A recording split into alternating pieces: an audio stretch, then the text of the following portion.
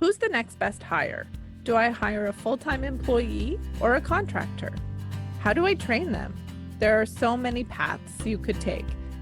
So we're answering your questions to help steer you in the right direction. Welcome to the Happy Clients Podcast, brought to you by Dot & Company. Whether you're a virtual assistant, an agency owner, or a client-facing account manager, we all deal with clients. Lucky for you, client management is what we do best.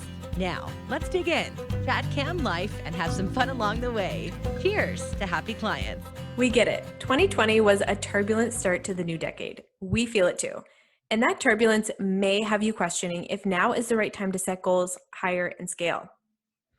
Pandemics or not, we know a thing or two about hiring and scaling because, as client account managers, we play a leading role in assembling digital marketing agency teams every single day. And we've seen it all, from small agencies just starting out to large agencies ready to expand. And all of them have the same issues when it comes to hiring. Katie, we've had our fair share of learnings and failures and wins and everything in between. So I'm excited to just lay it all out there. Yeah, totally. Having a tribe comes with the good and the bad, don't we know it? Yeah. We've learned a lot and continue to learn, which is what it's all about. We're just evolving and growing.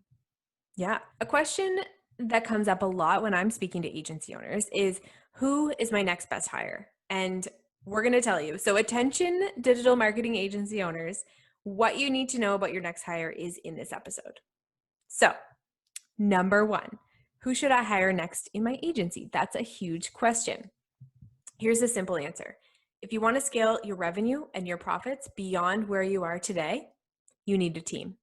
And the last thing you want to do is burn out before you decide to bring on teammates. We have done that, and we see it all the time. So our recommendation is to start here. We say it again and again, but write down all the things you're doing in your agency on a daily and monthly and weekly basis even, and just map that out. Next to each task, write down how long it takes. Bonus points if you use a software like Toggle and you track your time and you can see it, but write it down and map out how much time you are spending. Make a star beside the things that you actually love and beside the things that you want to outsource. And then all the things that you don't love is where you're going to give it up. So these are really big things that you need to think about when you're going to outsource. I know we've repeated ourselves probably in the last few episodes. I know that you guys are all loyal listeners and you listened to our last podcast. That was definitely in there, that list of what to do. But it's really just a really great flow on how to get to where you need to be. Yeah. All in all, it's important to outsource what you don't love and you are not good at in order to get out of your own way. So start small, and you'll realize you have more time on your hands and you can start to scale and create all the ideas for your agency. Yeah, I love that because it really does look different for everyone and your business, right? So you're the one in there, you're living the day to day, and you want to focus on what such a trendy sort of phrase, but what brings you joy, what makes you happy, what makes you just a really engaged business owner. So list it out, tackle it, the good, the bad, see where you want help and what you don't want help with because you just love it so much. Everybody's a little bit different. It's really a great practice for each agency to do on their own. In combination with the right person and role you hire, you need to know how that looks. So there's options. Should I hire a full-time employee or a contractor in my agency? So this is the struggle, right? When you're hiring somebody full-time, it can be super intimidating. Like that is somebody's life. That's a full-time employee. Contractors seem to be a little bit more maybe casual. They have the entrepreneur spirit. I don't know if casual is the right word, but they can be more relaxed. They know how to get things done efficiently, maybe less on your shoulders. So diving into whether you need to hire a full-time employee or a contractor is just a really great question and something we get a lot from agencies looking to scale. Should I hire a full-time employee or a contractor in my agency? This is a great question, and we get it a lot from agencies looking to scale. And heck, we ask the same question inside of our business too. It's no secret that more and more talented people are looking to work remotely every day. But when it comes to your business, what's the best option? Here are a few things to consider. What's your monthly revenue? If you have the time and budget to onboard an employee and they'll help you make even more money month over month, a full-time employee could be a good option, right? That seems super easy, no brainer. For example, hiring an in-house Facebook ad specialist who would have the capacity to take on 10 more client accounts would contribute more to your bottom line than a contractor who can only tackle 3 client accounts per month at twice the hourly rate. So that's just something to break down too. If you hire in-house, you have a lot of bandwidth to give that person. You can take on more. They know what they can take on. They know the strategies. You're really working together. And sometimes contractors work with other agencies. So it's a struggle on their bandwidth and how much time they can actually give your agency. Sometimes, not always, there's contractors. And Taylor, we've actually worked with agencies that kind of have like specific media buyers. They're contractors, but they're very much part of the team. So they might have other things going on, but you'd never know it, which is probably a good combination of both. And sometimes you can have a mix. So for us, we have a mix. We have a mix of full-time people, we have a mix of contractors, and they are all a part of our team, equal. They're all just as dedicated, but it depends. Sometimes it's location. So we're based in Canada, so we have some contractors in the US, and it just works, and they're part of our team. So there's a lot of factors to include as well.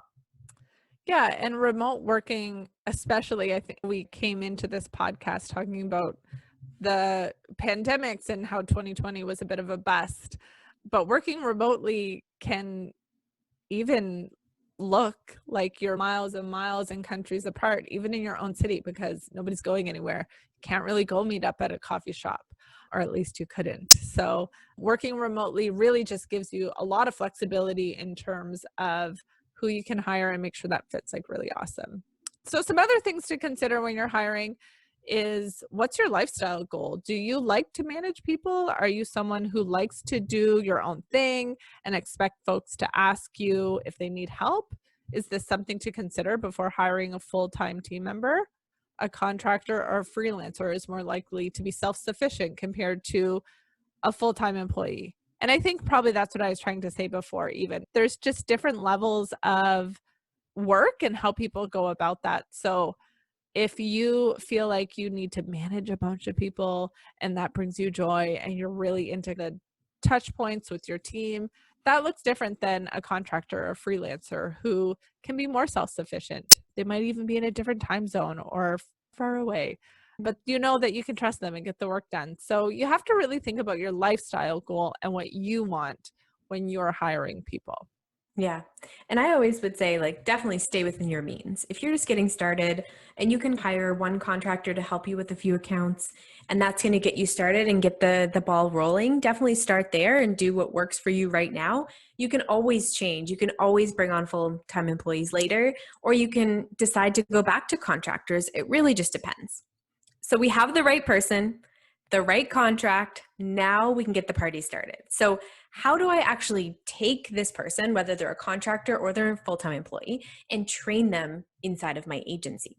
So we're not going to lie, training can be tough, and especially if you're already swamped with client work, meetings, sales calls, reports. I know when Katie started, like way back, I was swamped. Like, I was the only client account manager. I had like 4 agencies, and I was just like, my calendar was full, and I didn't have the time to train her. Luckily, she was already trained. But if it were the case where I had to train her, I don't know what I would have done. So having someone shadow your everyday move is really challenging in a remote setting. And we lose that part of training in a traditional business because of our remote work. Here's a quick tip. Hire someone who's already trained in the skills you need, or if you're hiring someone in-house, you may outsource the training. So for example, if you're hiring a VA, there's agencies out there who train VAs. For us, we train client account managers for agencies. So for example, you bring on a client account manager, you can hand them over, and for example, we train them. And if you're hiring a contractor, pay a premium to get them who are already experts. overall, hiring someone who's already trained is worth it. It just comes down to probably paying them a little bit more. And sometimes you don't even know they can tell you they're trained, but just like testing and figuring it all out is super important too. So knowing that there's some wiggle room there would be a good sort of assumption to move forward with. Yeah, exactly. And if you're hiring someone in the future, like that's your goal and it's on your plan, start making SOPs immediately. So these are standard operating procedures documents and like a how-to of the job. So if you're outsourcing invoicing, start doing Loom videos, start making a document of exactly how to do it step by step, dumb it down so that anybody could jump in. It'll make your life so much easier by just curating this document, writing everything down so that when someone starts, you just hand them over and say, let me know if you have any questions, but this is the overview. And I know we do this a lot in our agency and within other agencies that we work inside, we create SOPs. And just don't underestimate the power of a Loom video. It's super helpful and the best way to really show somebody, especially working remotely, how to efficiently tackle these things. Yeah.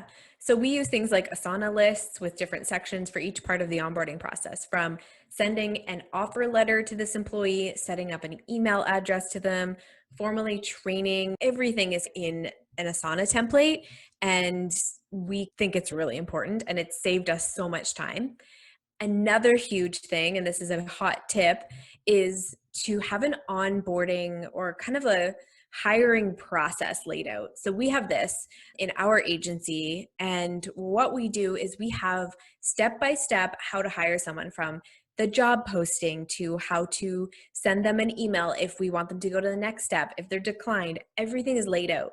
But most importantly, what has saved us, honestly, from hiring the wrong people, just based on experience level, is our assessment. So before we get on the phone with someone, sometimes we jump on the phone with them first, but most times we send them this assessment so we can judge their experience with digital marketing, their experience with communication, and their written communication skills, and they record a video for us. So it's about an hour of time that it takes this potential employee to go through, but it gives us an opportunity to see their work before we even spend time interviewing them. So you can grab that on our website, but it's something that's really helpful to us, and it has helped us save time and focus on hiring the right people. So the more systems you have, the better. I will say, once we had that in place, it really made keeping, I guess, the connection strong, whether they were in the running for the next position or if they weren't. You had the best practices in place to really communicate with that person, keep the relationship strong. There is an outpouring amount of people looking for jobs, and they will all hit your inbox. And it's really important not to disregard those really great candidates, but just don't certainly get through. So it's always good to have those SOPs in place. Keep these people in your back pocket. You never know when you might want to reach out again. Yeah, good point. So systems, I know we love it, but hiring the right person is hard. And the more that you can have prepared, the better. Yeah, it just makes it easy. Like if we're about, I guess, even to our own point, what is our lifestyle? Like we need to be efficient, especially when it comes to hiring. So it just creates the most efficient process where they're feeling good, we're feeling good, we know what's coming next, and we can really evaluate candidates' qualities and if they're the next best hire. So our training is constantly evolving, and that's what makes it great. So there's no sort of set in stone path. The training needs to be evergreen, and it needs to just have a full transparency into your agency. People need to know what you're all about, and they need to know that it's a good fit, and you want to know that they're a good fit. So get what you give. Exactly. So tell us, who's the next hire in your agency? If you're still not feeling confident who that role is and what their role looks like, just reach out to us. We're always happy to have a conversation, because hiring does not need to be a stressful process. We actually think it's really fun, and it means you're growing, it means you're scaling, and you're ready to help even more clients who need your expertise. So if you need help, we're always here. Email us to start the conversation at hello@dotandcompany.co. Thank you guys for listening in. If you enjoyed this episode or got even a little nugget of wisdom, please share this with your social media friends. Send it to everybody, and we'd love it if you rate and subscribe to our podcast. Until next time, cheers to Here's happy to happy clients. clients.